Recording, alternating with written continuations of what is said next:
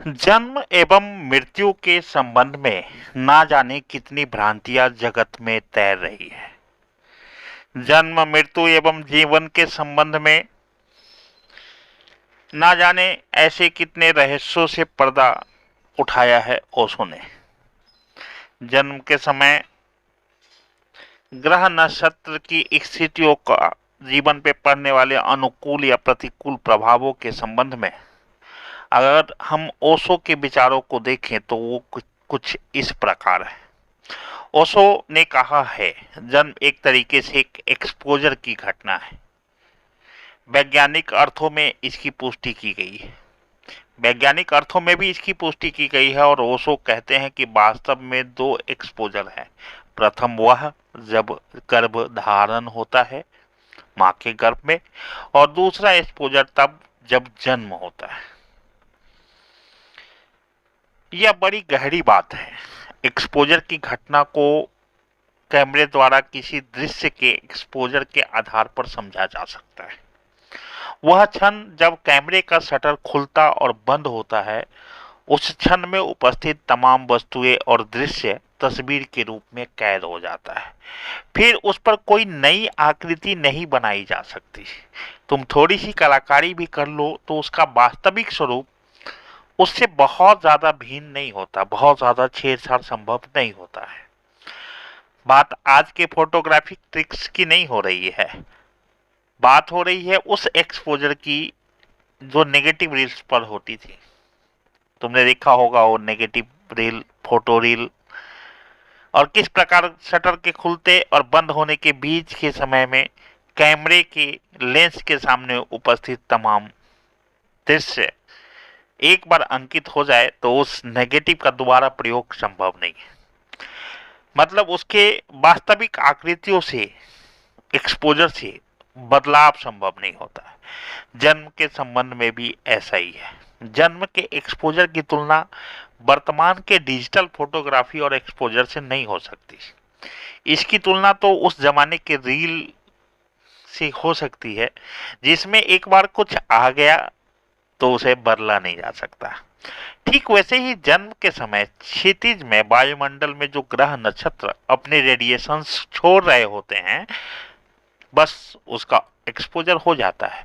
फिर वह जीवन में कैद है, उसी क्षण में कैद हो जाता है और जिसके प्रतिकूल या अनुकूल प्रभाव ताउम्र तुम्हारे भीतर रहता है।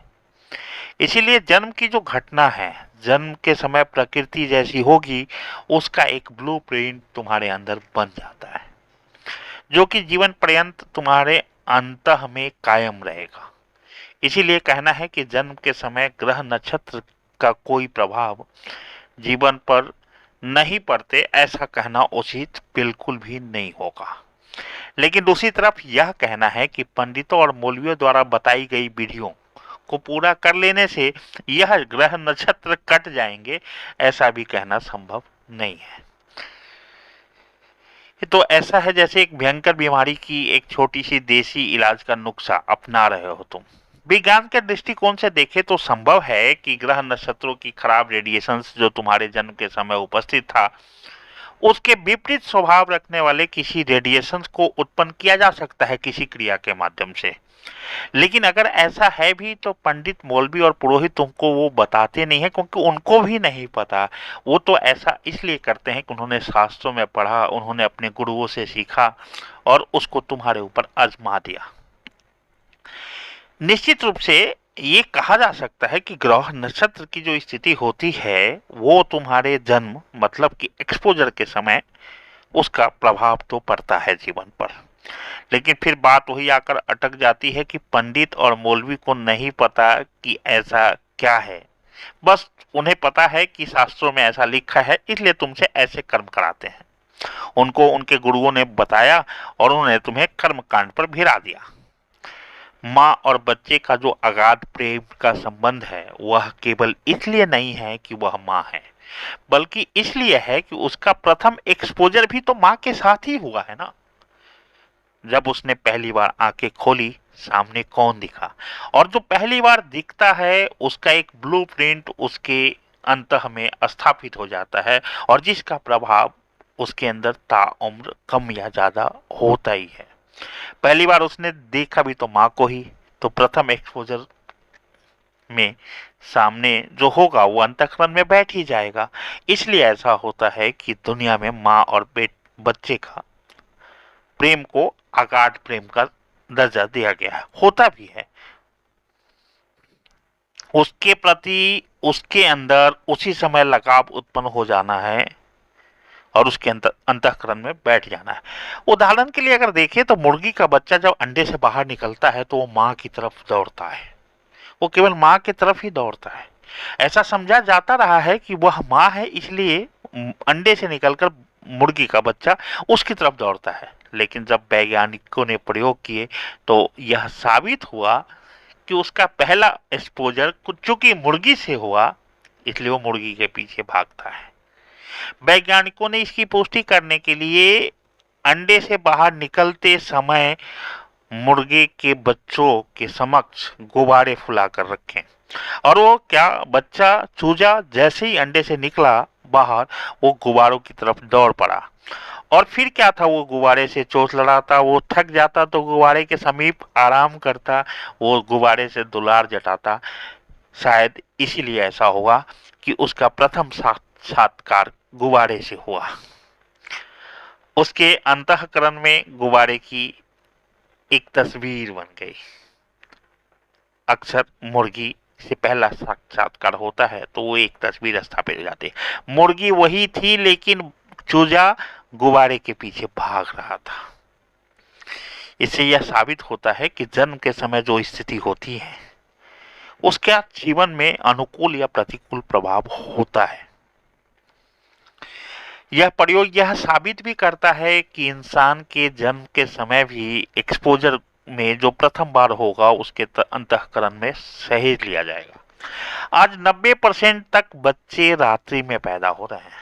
आज 90% बच्चे रात्रि में पैदा होता है, जब चारों ओर घोर निद्रा व्याप्त होती है, जब सूरज की किरणें उपस्थित नहीं होती है, जब सूरज का ऊर्जा का प्रथम एक्सपोजर हो ही नहीं पाता जन्म के साथ।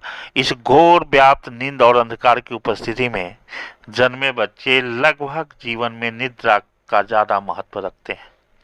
निद्रा से तात्पर्य केवल शारीरिक रूप से सोए रहने का नहीं है, यह आलस, उसका अंधकार में बने रहना आदि जो लक्षण है वो इसीलिए है कि जब उसका एक्सपोजर हुआ तो सूर्य की किरणें उपस्थित नहीं थी, सूर्य से निकलने वाले ऊर्जा उपस्थित नहीं थे। जो ऊर्जा उजाले में के साथ प्रकृति में विद्यमान होता है वह रात्रि में तो उपलब्ध नहीं होना है। इसीलिए ऐसा कहा जा सकता है कि रात्रि में जन्मे बच्चों की तुलना में सुबह प्रातः चाल उजाले के साथ जन्मे बच्चों की ऊर्जा भिन्न होती है। अंधकार में एक्सपोजर हुए बच्चे सूर्य से प्राप्त होने वाली ऊर्जा के प्रथम एक्सपोजर से तो वंचित रह ही जाते हैं।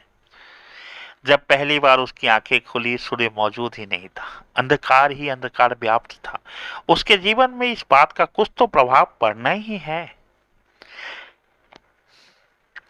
लड़के के जन्म के समय अगर उसका एक्सपोजर उसकी माँ से ना हो, उसका लालन पालन माँ से दूर किया जाए तो संभव है कि जीवन में कभी वो किसी स्त्री के प्रति पूर्ण रूप से प्रेम और आगाध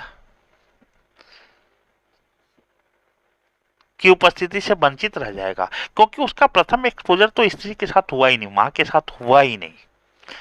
लड़कों के जन्म के संबंध में यह ठीक है और अच्छा भी है, अन्यथा विपरीत सेक्स के प्रति उसके आकर्षण निर्मित नहीं हो पाएंगे। लेकिन लड़कियों के संबंध में यह एक कमजोरी भी साबित हो रही है, क्योंकि उसका एक्सपोजर पिता के संग नहीं बल्कि माँ के संग होता है, इसलिए वो कभी भी पुरुषों से हमेशा संकोचित जीवन जीती है। उसके अंदर का झिझक समाप्त नहीं हो पाता। अपोजिट सेक्स के प्रति उसकी लगाव, उसका अगाध प्रेम कभी भी जीवन में प्रकट नहीं हो पाता। इसलिए जरूरी है कि जन्म के समय लड़कियों का एक्सपोजर फादर की तरफ हो, क्योंकि उनका एक्सपोजर माँ के साथ होता है तो वह जीवन में पुरुषों के प्रति एक अज्ञात संकोच और भय से भरी होती हैं। ऐसा कहा जा सकता है जिन लड़कियों का जन्म का एक्सपोजर पिता के साथ हो वह जीवन में ज्यादा बोल्डनेस और कॉन्फिडेंस से भरी होती हैं। ऐसा जो चारों ओर आलस ही आलस उपस्थित है, जीवन में भटकाव ही भटकाव है, ज्ञान का अभाव है। इसका महत्वपूर्ण कारक यह भी है कि बच्चे ज्यादातर अंधकार युक्त रात्रि में जन्म ले रहे हैं। तुम ऐसा नहीं कह सकते कि हॉस्पिटल के हैलोजन की चकाचौंध सूरज के उपस्थिति का अनुभूति दे पाएगा, ये संभव भी नहीं है। सूरज की किरणें अपने आप में इतनी ऊर्जा समेटी रहती हैं जिससे वो बच्चे वंचित हो जाते हैं जिनका जन्म रात्रि काल में होता है। प्रथम एक्सपोजर तो नहीं हो पाता सूर्य से निकलने वाली ऊर्जा से। ओशो कहते हैं इस जन्म के समय यानी कि प्रथम एक्सपोजर के समय वातावरण की जो स्थिति होगी, जो वातावरण में उपस्थिति होगी, जो चीजें वहां उपस्थित होगा, उसके प्रति एक अगाध प्रेम, लगाव और उसके लक्षण जीवन में आपके पीछा करते रहेंगे। कुछ जगह यह मान्यता भी है, ऐसा होता रहा है कि जब बच्चे जन्म लेते हैं तो उनके दोनों तरफ दो वस्तुएं रखी जाती थी। एक तरफ किताबें और ग्रंथें रखी जाती थी, दूसरी तरफ कृषि यंत्र रखे जाते थे और बच्चा पहली बार जिस तरफ मुड़ता था ऐसा मान लिया जाता था कि किताबों की तरफ झुकने वाला बच्चा, उसकी तरफ मुड़ने वाला बच्चा, उसकी तरफ हाथ करने वाला बच्चा भविष्य में शिक्षा के क्षेत्र में बेहतर करेगा, और कृषि यंत्रों की तरफ मुड़ जाने वाला और उस तरफ हाथ करने वाला बच्चा व्यवहारिक ज्ञान को प्राप्त होगा, कृषि ज्ञान को प्राप्त होगा। शायद इसको ऐसा भी अब समझा जा सकता है कि बच्चे का प्रथम एक्सपोजर किताबों से हुआ तो उसके जीवन में किताबें जुड़ गईं, बच्चे का प्रथम एक्सपोजर कृषि यंत्रों से हुआ तो उसके जीवन में यंत्र, कृषि और तकनीकी जुड़ गए।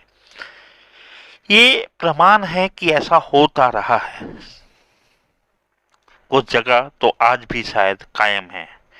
बच्चा जन्म के समय जिस तरफ भी मुड़ता है, जो उसका जीवन उस तरफ के प्रति एक अगाध सोच लेकर तो संचित कर ही लेता है।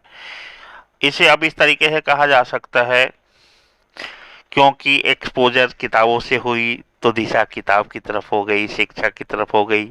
एक्सपोजर तकनीकी यंत्रों की तरफ हुई तो दिशा तकनीकी यंत्रों की तरफ हो गई। तभी तो जन्म के समय बोली जाने वाली भाषा एक अंतःकरण पहले से निर्मित कर लेता है बच्चे में। बच्चा जब बोलने लायक होता है तो वह उसके अंदर वो भाषा बड़ी हो चुकी होती है। बल्कि जबकि दूसरी भाषा अगर उसको सिखलाना हो तो तुम्हें बहुत सारी मकसद करनी पड़ेगी। जीवन के विभिन्न पहलुओं के संबंध में, परमात्मा के संबंध में ओशो के विचारों को जन जन तक पहुंचाना हमारा उद्देश्य है। इस मुहिम में इस YouTube चैनल को सब्सक्राइब एवं लाइक कर जन जन तक उनके विचारों को, संदेशों को पहुंचाने में आप हमारी मदद कर सकते हैं। हरिओम।